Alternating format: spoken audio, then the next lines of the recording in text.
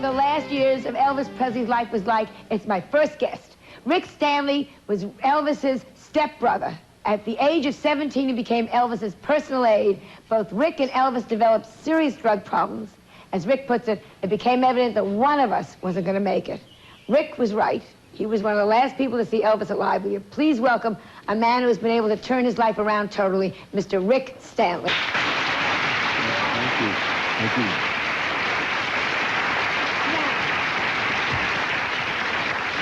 Now, you were Elvis's stepbrother. Your mom married Vernon. Exactly. July 3rd in Huntsville, Alabama, my mom remarried Vernon Presley, Elvis's dad. And you came from really poor. I mean, you were living in an orphanage. Right. My parents split up when I was a child, Joan, and I was put in a children's home, an orphanage, while the divorce took place. And not only did Mom divorce, she immediately remarried Vernon, Elvis's dad, making me Elvis's stepbrother. So you went from rags to riches.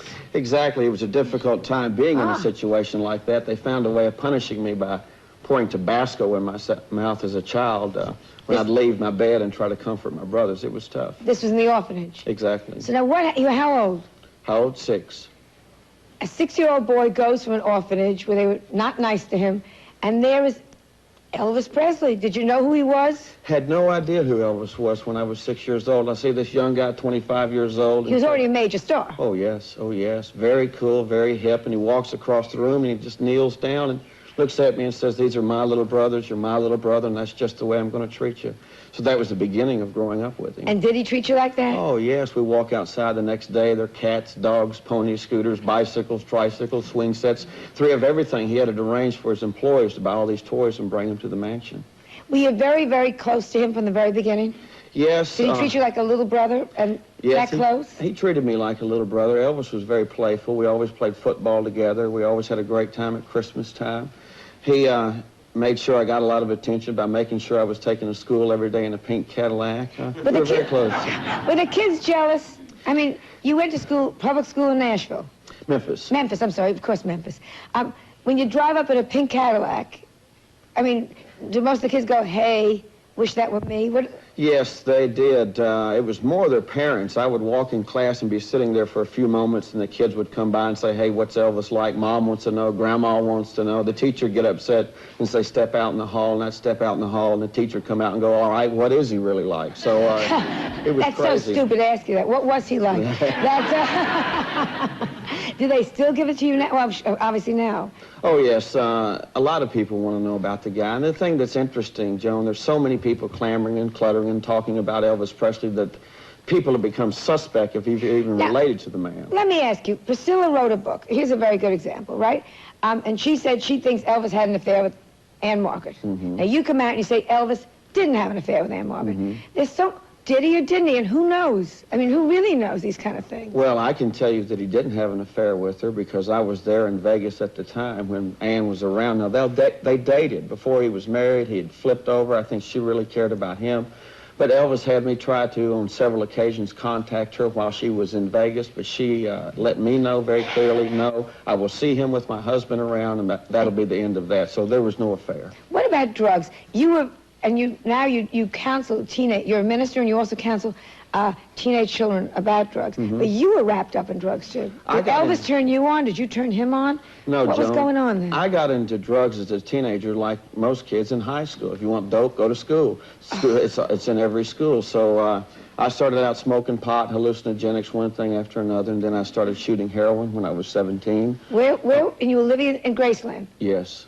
And I went through the drug rehab hospitals. I was busted in 1975 for narcotics, and Elvis came to pick me up. And this is what was interesting. When he picked me up out of jail, he put his arms around my neck, and he said, "This is going to kill your mother when she finds this out." That's the side of Elvis Presley a lot of people don't know about. But yet he was on drugs. Yes, he justified his lifestyle. Yes, I mean, that doesn't make any sense. He puts his arms around you and says, "It's going to kill your mother." Yet there was a man that died of drugs. Exactly. Elvis justified what he did by saying they were prescribed. He said that they were legal. He could get away with it as long as it came from a doctor. There's people watching right now at home with problem with prescribed drugs. It's a real problem. But everybody was around him. We always hear about the Memphis Mafia. So they were called.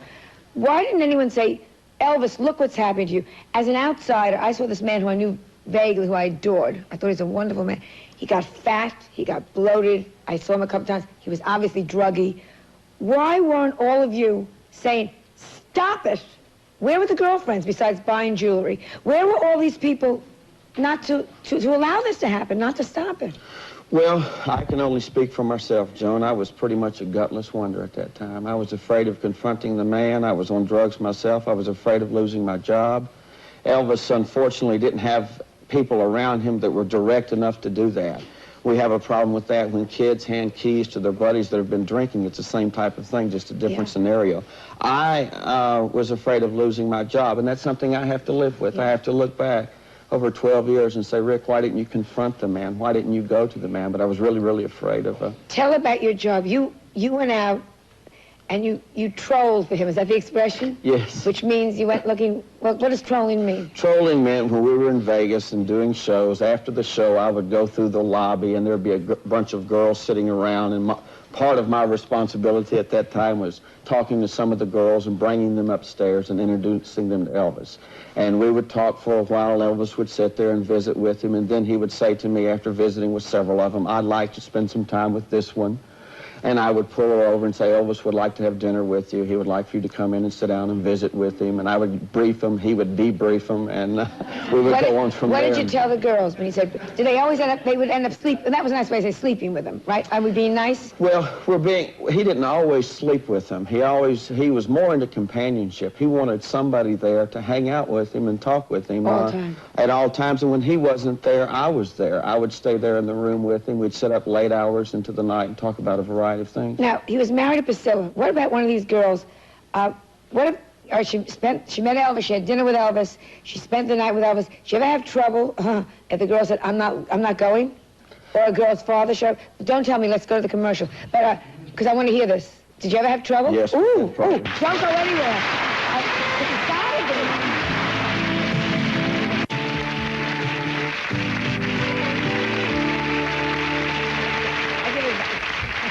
We're back talking with Elvis's stepbrother, Rick Stanley. We were starting to say, very often you'd pick up the girls, and sometimes they would sleep with them, sometimes they'd just be companions, but they would spend the night. Mm-hmm. There's got to be, like in Fatal Attraction, there's got to be one girl that doesn't want to say, well, goodbye and thank you for the autographed picture. Mm-hmm. Yeah. There were some frightening times on one occasion when one girl decided she wanted to stay with him, and Elvis wanted her to stay, and then we get a call from security in Vegas that we have an irate father down here. The girl turned out to be 17 years old, and there was a lot of shuffling and scrambling and excuses and moving her out real quick. Yeah. And what about the father? Did he get a Cadillac? Yeah.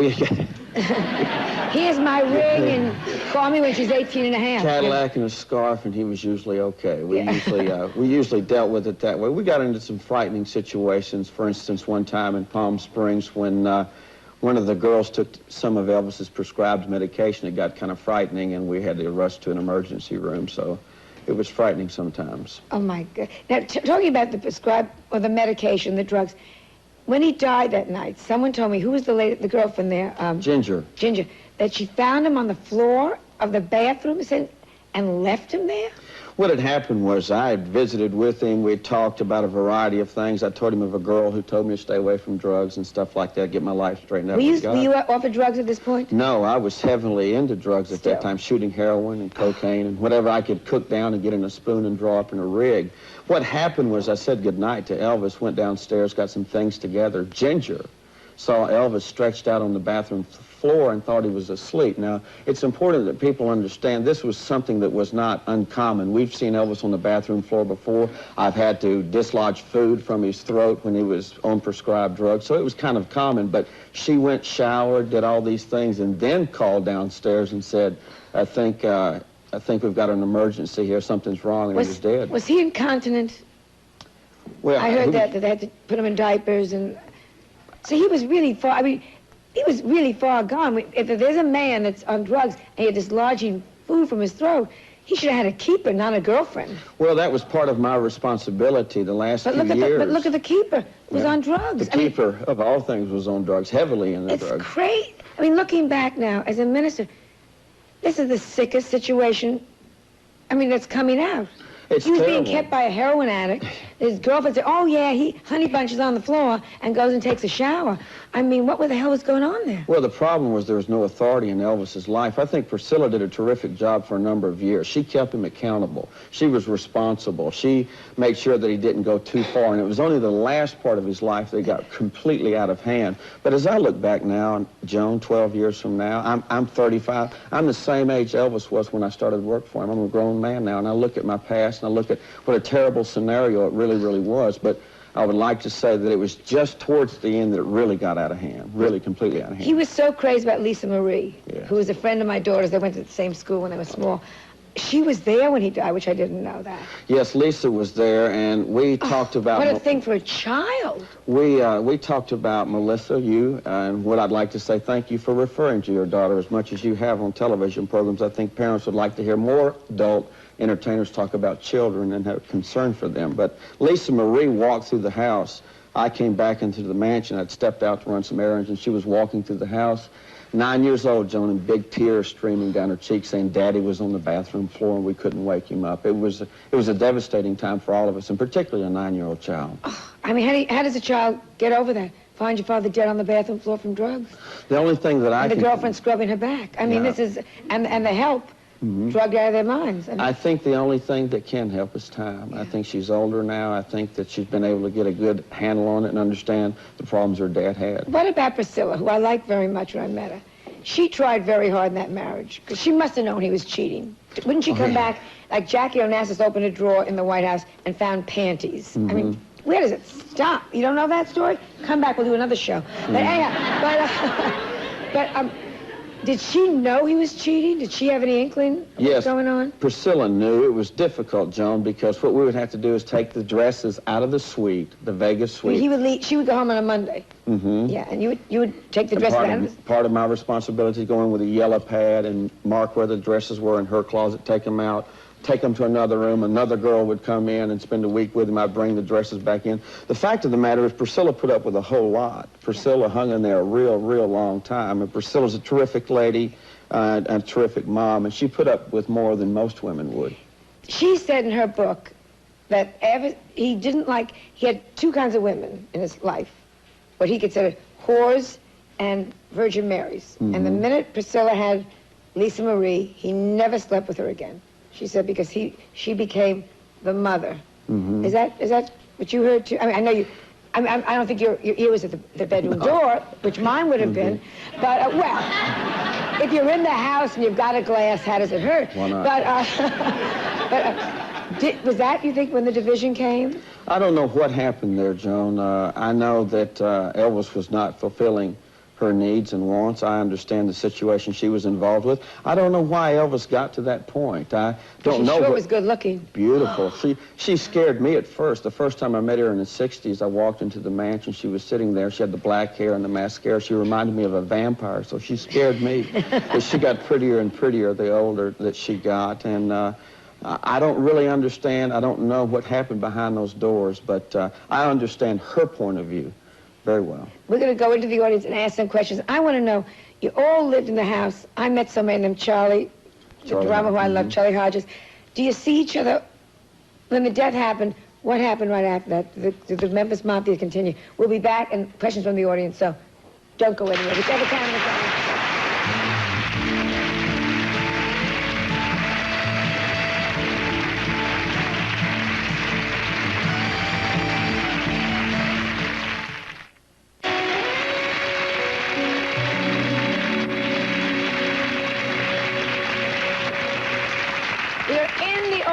And with Elvis' stepbrother, Rick Stanley, and you have a question. Yes, what influence did his mother have on him? Elvis's mom had a tremendous influence on him. I think some people have gone a little bit too far with making it out as an obsession. Elvis was an only child. He was very close to his mother, and I think what really hurt the man was he was not able to get back to her side when she died in August of '58. They were very close. I think it was a tremendous relationship, though. Was he vain? I mean, did he get... I remember Walter Cronkite once called him... I think it was Walter Cronkite called him fat and 40. Did it just kill him?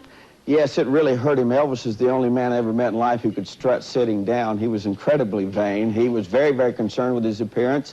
as most entertainers are, but that really, really hurt him when Walter made that comment. Did he wear a girdle at the end? Because I saw him in Vegas, and he was fat and bloated, and it looked like he was wearing a girdle. Was that a girdle, or? No, what we did was we had a large spool of saran wrap, and what we did was we walked around him and put saran wrap in to hold his stomach in. He was pretty much at that point, the last 2 years of his life, just mouthing the words. He wasn't really singing that much. Not a girdle, just saran wrap. Yeah. Hi, was the end inevitable for Elvis in this fashion, or is there anything we could have done or you could have done to have changed that outcome? Oh, I think now, as I look back, being honest with myself, I wish that I would have had enough nerve to confront the man, but I was strung out on heroin myself. I think it was inevitable to have prescribed drugs on an ongoing basis. It's going to catch up with you. And unfortunately, it did Elvis Presley. There was a woman who wrote a book that she claims her daughter, she's about 25 now, is Elvis's. How do you feel about that, in your opinion? I think it's ridiculous. The sad thing about being related to Elvis now, there's so many people talking, even those that are legitimate or suspect. I know Elvis has one little girl named Lisa Marie Presley, and that's it, and she's a terrific kid. She looks just like her dad. Did you stay close? I asked you that right before the commercial. Did you all stay close after the death, or no? Do you still keep in touch? No, with I family have. or Lisa? No, I have no contact with the people that work with Elvis or the estate, Priscilla, Lisa Marie. My family is pretty much my beautiful wife sitting there and my wife and 2 little girls at home. That's my family. How did you turn yourself around? I turned myself around. I had an experience with Christ. I'm a minister. I'm a Christian. My life was changed. And I know that's not popular, but I had an experience in my life changed. On a kick dope, been straight for 12 years. My dear, anyone that gets out of drugs, that's very popular. Don't say that's not popular. It's ridiculous.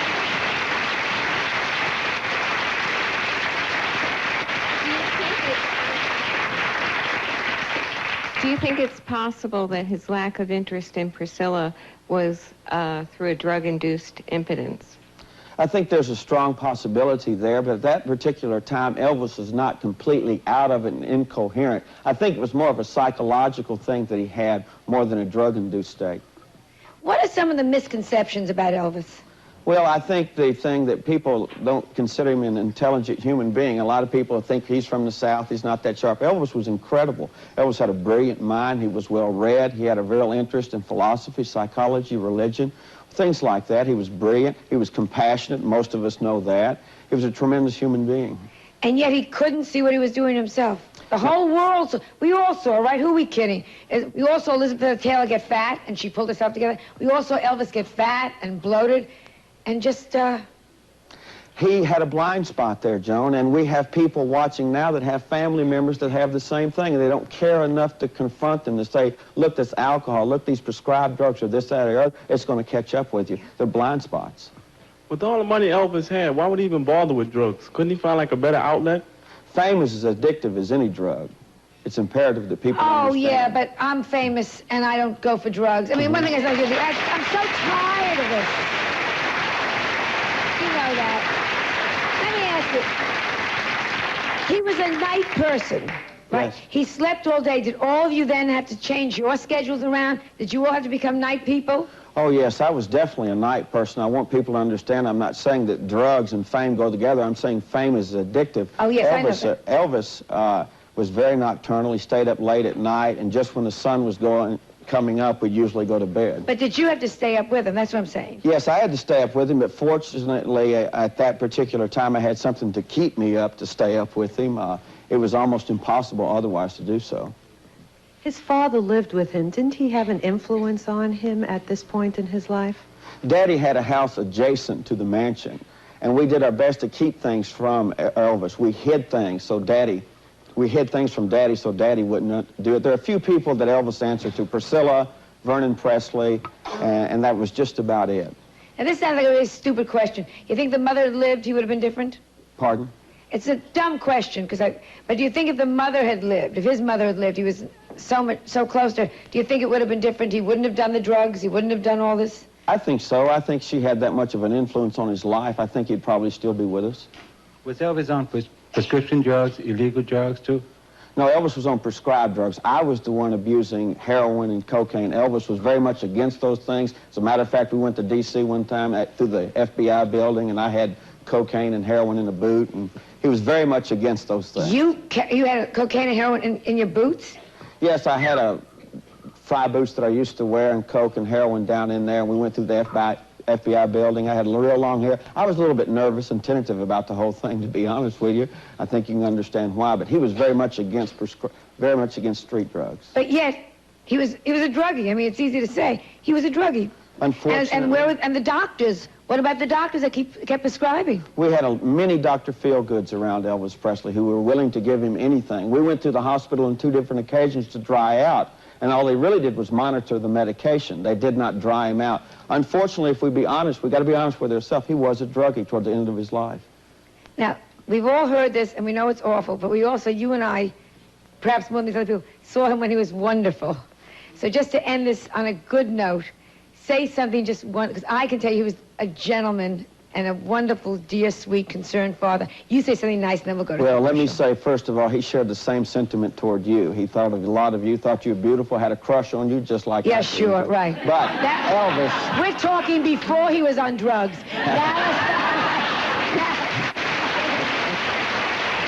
He was... The way I remember the man is, here's a guy who took me into his home after I'd been pushed away as a little boy, unconditionally welcomed me into his family. He was a terrific entertainer. He tried his best to be a good father. He was very, very gracious to me. He loved his fans. Why concentrate on the last few years when you can look at 23 years of great entertainment? And that's a nice way to go out. Thank you very much. We'll be right back.